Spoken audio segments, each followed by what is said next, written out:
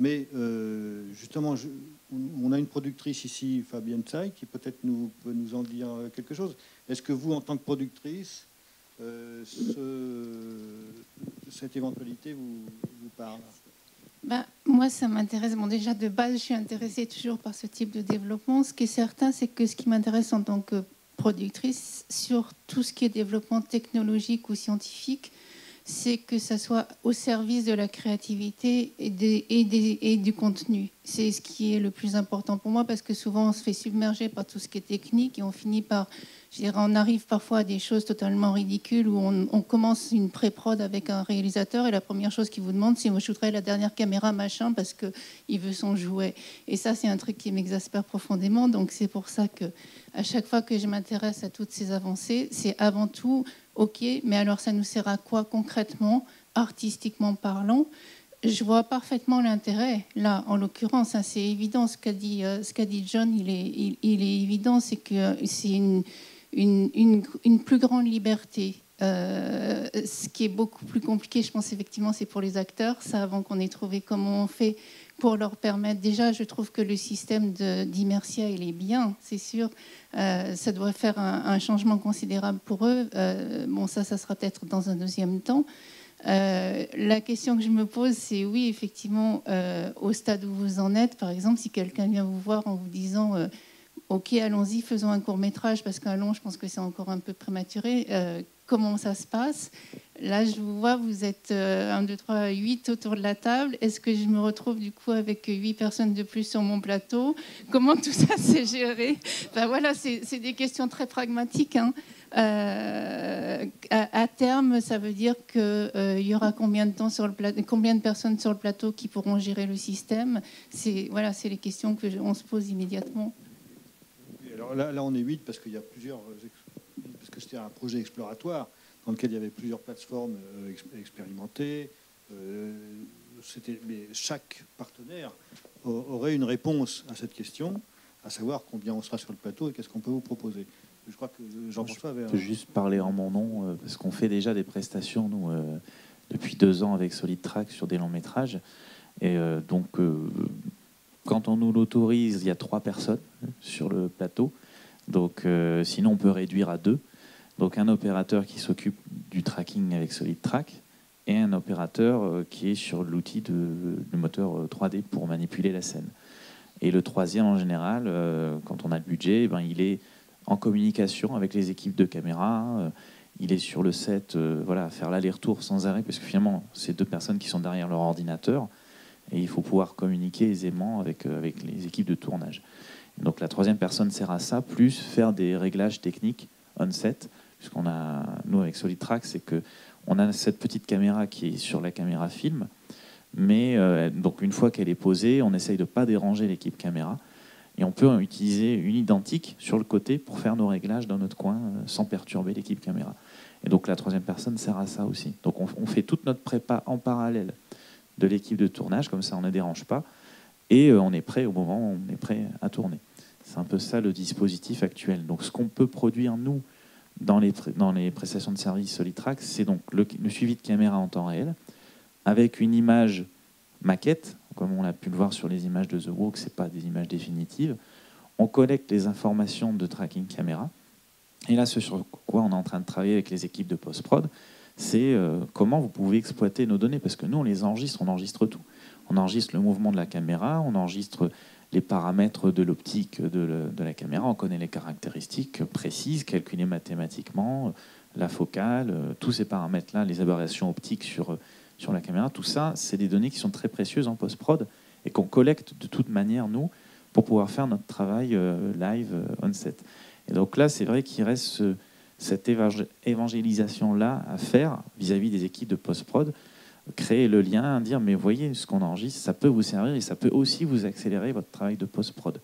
Donc pour l'instant, on en est là, on discute et on essaye de montrer, enfin de trouver un terrain pour que les données qu'on enregistre soient exploitables derrière et qu'elles puissent accélérer aussi le travail de post-production.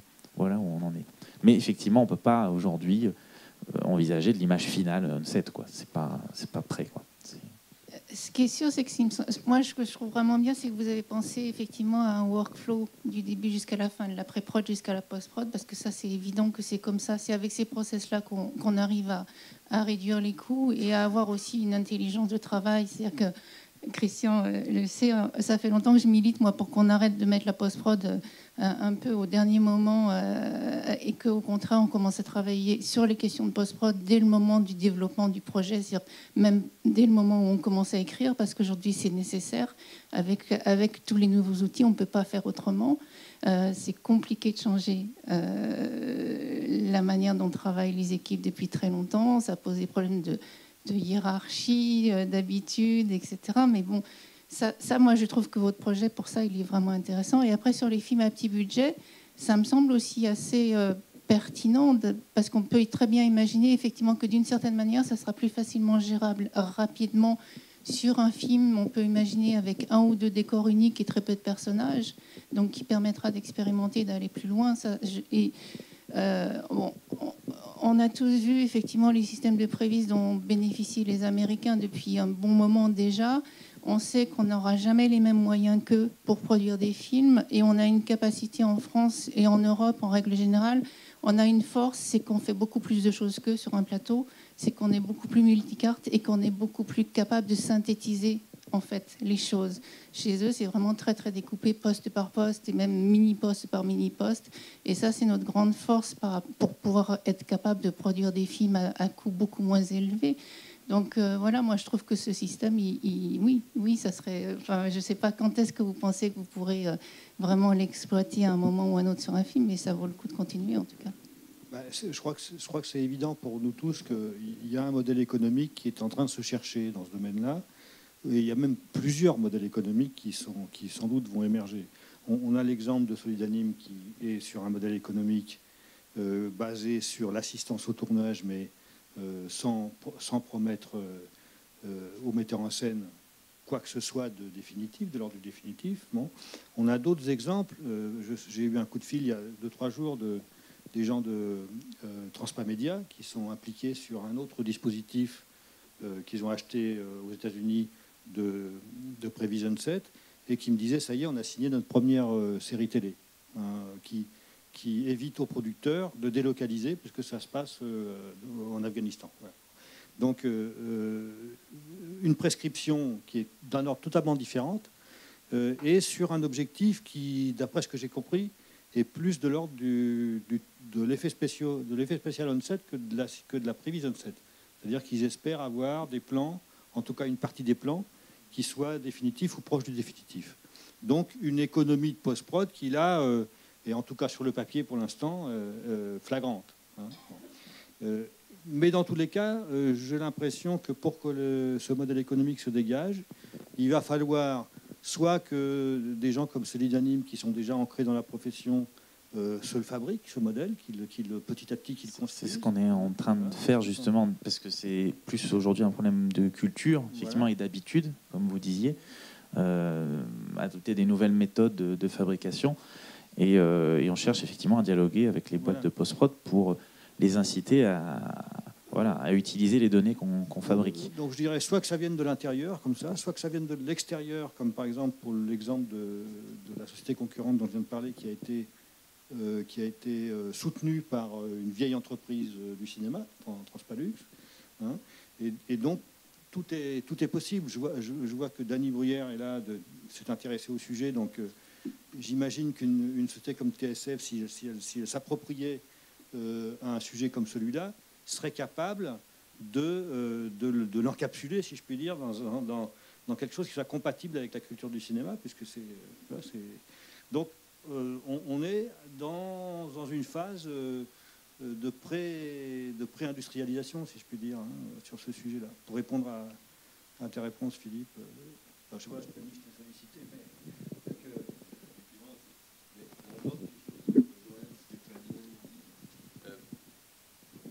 dans l'ordre des choses aujourd'hui, c'est vrai que les films se concrétisent assez tardivement sur le marché français, et des films qui pourraient bénéficier effectivement de certains des services de prévisualisation, pas nécessairement sur la totalité du film, mais sur des séquences clés, Mais j'ai l'impression que au moment du tournage, les éléments graphiques de poste ne sont jamais prêts. Et ça, c'est un changement de culture qui doit s'opérer. Oui, c'est-à-dire plus de prépa en amont, plus de visibilité sur quand est-ce que le film va se tourner et de qui sera le comédien et quel jour sera tournée la scène par rapport au comédien. Et est-ce que ça, aujourd'hui, pour moi, en France, ça semble être un des freins les plus importants. Je pense que la technologie, on a des excellents technologues partout, des gens qualifiés sur les plateaux. Aujourd'hui, on a de plus en plus de gens très confortables avec l'informatique, par les DIT, par les directeurs des VFX qui cherchent des occasions d'aller sur les plateaux plutôt que de faire le travail a posteriori. Sauf que j'ai l'impression que dans les schémas de fabrication et de financement, comme Fabienne le soulignait, c'est qu'on fait tout ça une fois que ça a été tourné. Oui, alors c'est clair que la Prévision 7, ça modifie, ça bouscule l'ordre traditionnel, pré-prod, post-prod, post-prod, hein, ça c'est clair. Oui, il y a une tendance qui s'amorce quand même aux États-Unis, c'est une offre plus globale, hein, des maisons de post-production qui se cantonnent plus en fait qu'à la production, mais qui proposent à la fois des services de pré-production pour mieux préparer le tournage et qui sont présents aussi sur le plateau de tournage avec le service on-set, de prévis on-set, pardon. Et ça, c'est une grosse tendance. Bon, ils travaillent essentiellement sur les grosses productions, hein, sur les blockbusters américains. Mais bon, voilà, c'est une stratégie aussi à laquelle on réfléchit à Technicolor, ne pas rester sur la post-prod. On a déjà commencé à offrir des services de pré-prod et peut-être compléter par aussi des services de production pour compléter la chaîne et avoir en fait anticiper beaucoup plus tôt les VFX pour mieux préparer la post-production. Oui. Avant de passer la parole à Arnaud, je veux juste dire que moi je crois que ce phénomène-là il contribue de façon importante à un phénomène beaucoup plus vaste qui est une modification globale du processus de production des films. Et globalement, un rapprochement entre le processus de fabrication des films dits d'animation et des films dits de prise de vue réelle, qui sont deux processus de production. Par ailleurs, les deux domaines se rapprochent sur d'autres aspects, mais sur celui-là, ils sont en train de se rapprocher. Et effectivement, le fait que la prévise tout court, c'est-à-dire le fait de faire un animatique du film, se développe de plus en plus, ça va inciter les films normaux, entre guillemets, à adopter un mode de production plus horizontal, c'est-à-dire sur lequel le film est construit dans un état sommaire, et puis qu'on affine au fur et à mesure de l'évolution du film, on affine l'état des images jusqu'à aboutir au chose final, mais toujours, comme pour un film d'animation, sur un schéma horizontal, si je puis dire. Arnaud Ouais, je pense qu'un des éléments de réponse, hein, c'est aussi de dire que dans le projet, on a travaillé sur différents focus. On a travaillé sur le tracking, dont le côté cadreur, le côté lumière, le côté réalisateur, le côté acteur. Et un des éléments qui répond à la question de l'utilisabilité, c'est peut-être le fait d'être capable à un moment donné de travailler sur un outil intégré. C'est-à-dire qui permette effectivement de mettre tout ça dans une ligne de production qui soit continue, éviter les passerelles un peu compliquées d'outil à outil, et donc d'avoir quelque chose qui soit bien intégré. C'est un Prévis 2 qui permettrait peut-être de faire quelque chose dans cette direction. Et voilà. Bon, si vous n'avez... Juste rapidement, est-ce qu'il y aura un white paper, des actes, je sais pas, un rapport sur Prévision 7, et c'est quoi ce Prévis 2 dont vous parlez?